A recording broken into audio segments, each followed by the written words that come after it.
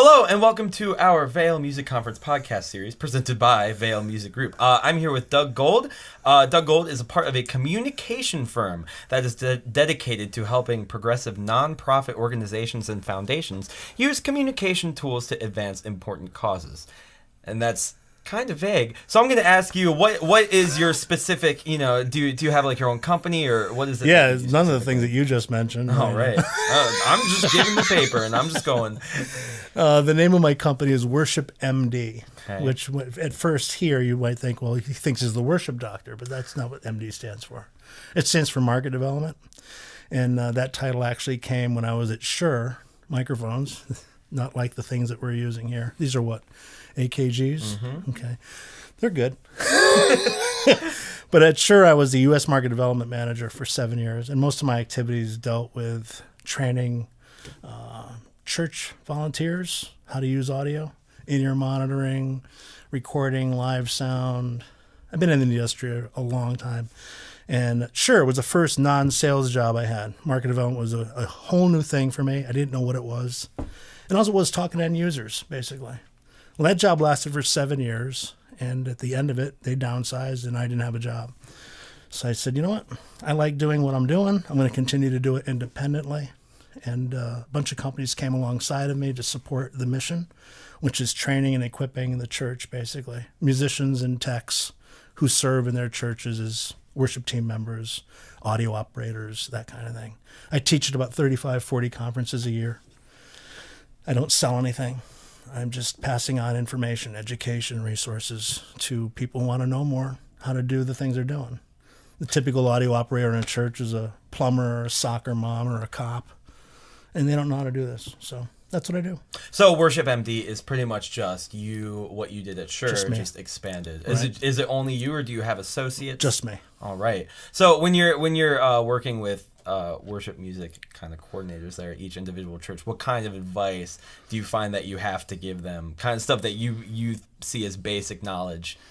Yeah, it's pretty much divided into two parts. There's the technical part, or the practical, and then there's the relational.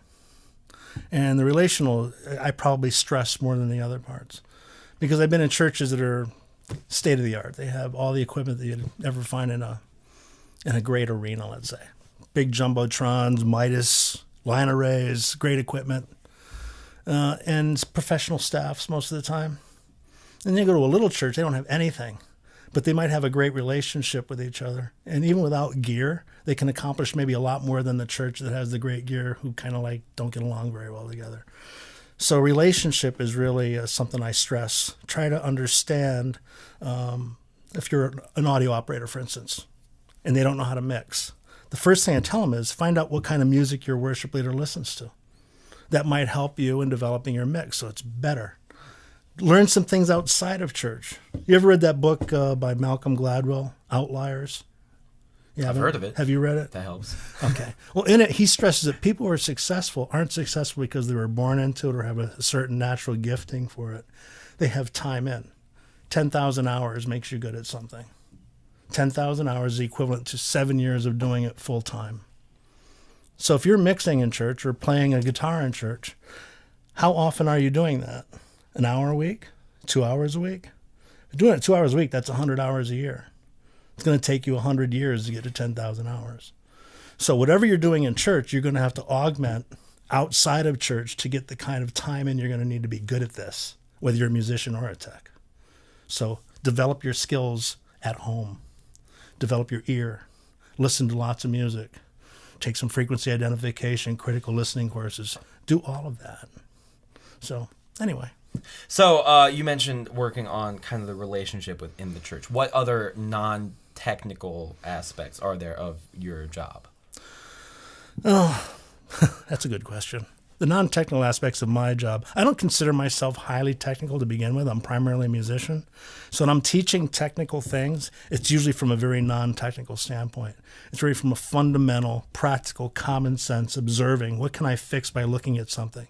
Like if somebody can't hear their monitor, you know what a wedge is? They can't hear it. Why?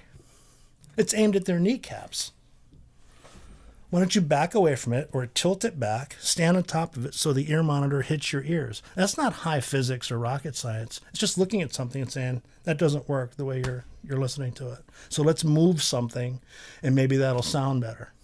The same thing when you're on stage with a bunch of musicians they can't hear.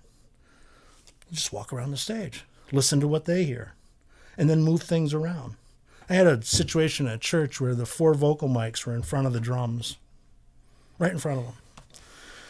And I wasn't even running sound in this church. I'm just sitting there. And somebody said, Doug, we know you know something about audio. Can you tell us why we're getting drums in the vocal mics? I said, well, did you see where the vocal mics are? They're right in front of the drums. Yeah. So we're thinking of buying a shield. Do you think that would help? I said, I wouldn't do that. What would you do, Doug? I would put the microphones over there and I'd put the drums over there. Yeah, but that wouldn't look cool. So they spent $2,000 and bought a shield, put it in front of the drums, which did nothing except couple things. Made it worse. They still get drums in the vocal mics because a shield, a 1/4-inch piece of plexi, cannot stop the acoustic energy of an instrument that was designed for war, okay? The other thing it does is the floor monitors from the vocal mics are bouncing off the shield back into the microphones. So some technical solution that they spent a lot of money for made the situation absolutely worse. Instead of just moving 2 things would have solved the problem. That's non-technical. That's just looking at something and saying, that doesn't work. Sound is like a billiard ball. It's going to bounce. It's going to enter things that you don't want it to. And by looking at the line of trajectory, you can figure out where it's going to go and what kind of an adverse effect it's going to have. So, anyway. It kind of sounds like kind of an IT position at a big company. It's like, well, your computer's not working well. Is it plugged in? You know, it kind of sounds like little simple problems like that. But have you ever gotten like super complex problems? You know, things that are much more difficult than just move the mics over here. Yeah, then I call Barry Hill for those things. Or I call somebody who knows more than I do. I don't want to have anybody walk away without them knowing that I'm going to try to help them with their problem. It's just that I'm going to run up to a limit of what I can do, like acoustics. Sometimes you go into a church and it's not the equipment that's bad, it's the room that's bad. Unless you fix the room, I don't care what equipment you put in here, it's not going to be right. Have you ever been in a circular glass church? You know, what can you do with that? Hang meat in there and refrigerate it. You know, it's like, it's not going to be a good church for the spoken word or a rock band.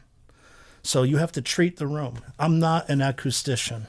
You need an acoustics expert to come in and tell you what you need to do to treat the room before you put any equipment in here. So there's limitations to what I can do and what I can answer from a lot of standpoints. So, do you find yourself recommending like specific brands of like different audio equipment, or do you consider yourself just like do this thing to make it better? You're not a salesman. I'm not a salesman, but I do have certain equipment manufacturers that support me. So it'd be I have to say full disclosure. Yes, I do recommend certain equipment. Only because they're paying my mortgage, okay? But if I'm playing for the Yankees today and I get traded to the Mariners tomorrow, I'm still going to try to hit home runs for the Mariners even when I play against the Yankees.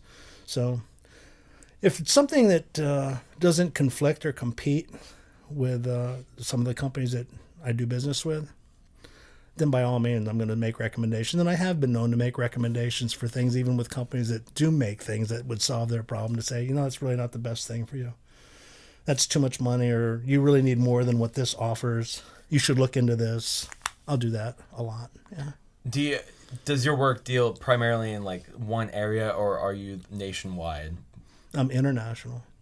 I've done conferences in Germany and England and Canada and all over the United States.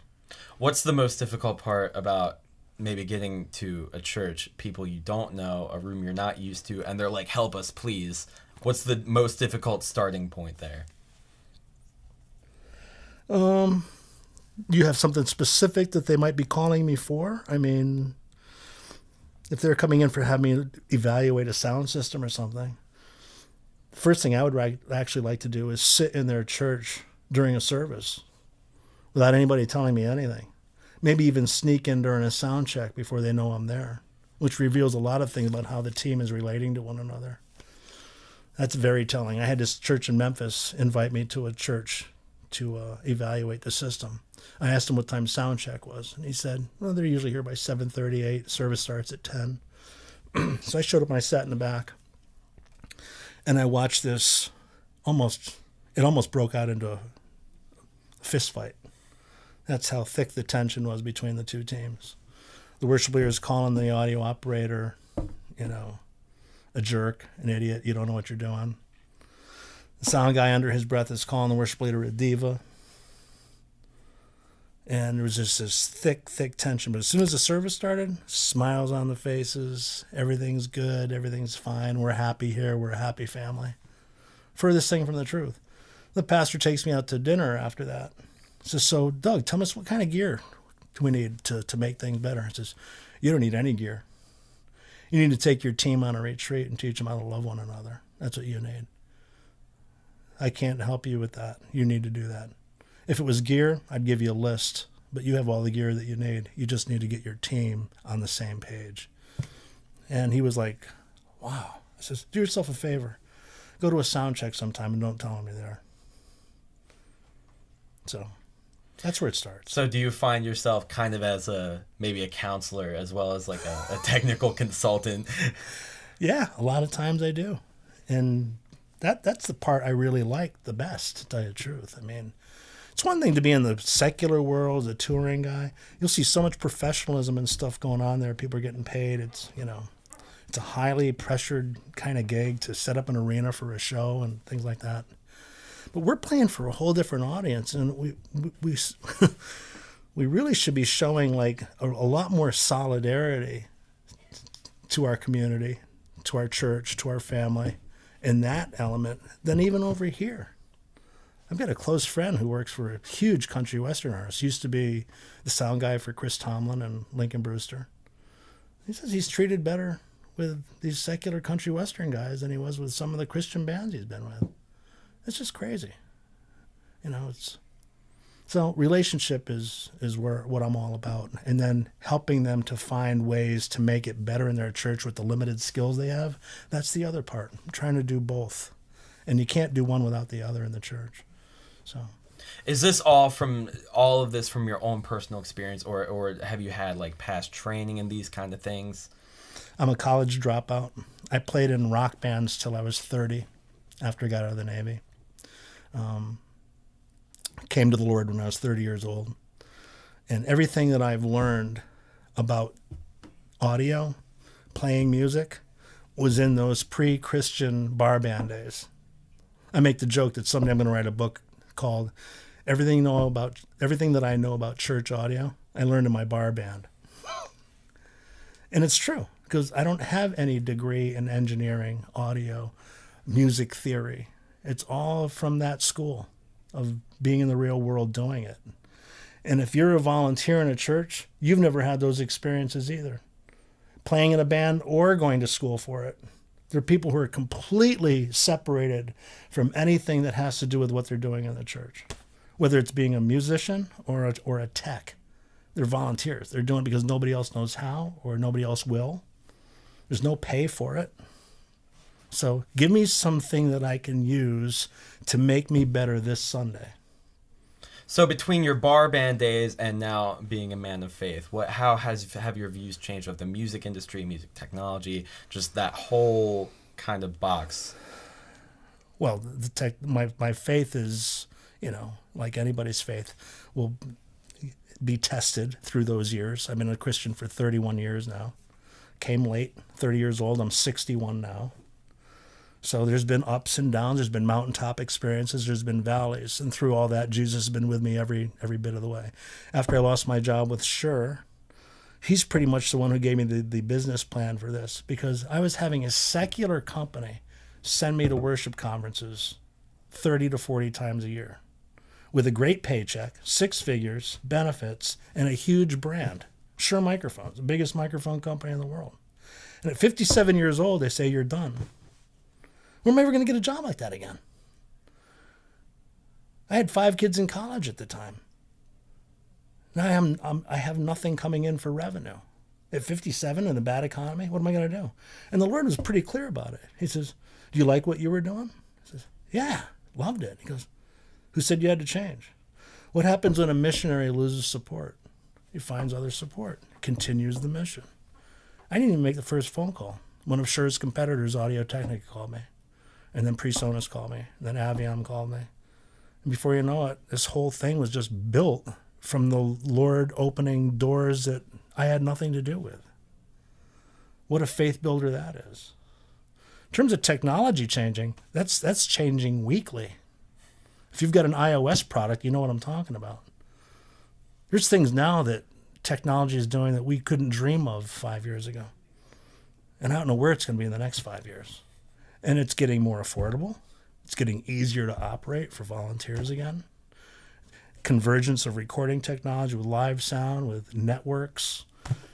It's crazy what's going on right now and how affordable it really is.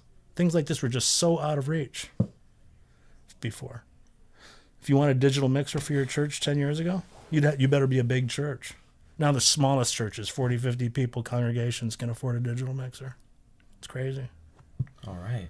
Well, that's actually all we have time for. So Thanks. Thank you to Doug Gould for coming Thanks, out Matt. with us and giving us your time. Yeah. And that is it for this installment of the Vale Music Industry Conference podcast series. And as always, thanks for listening.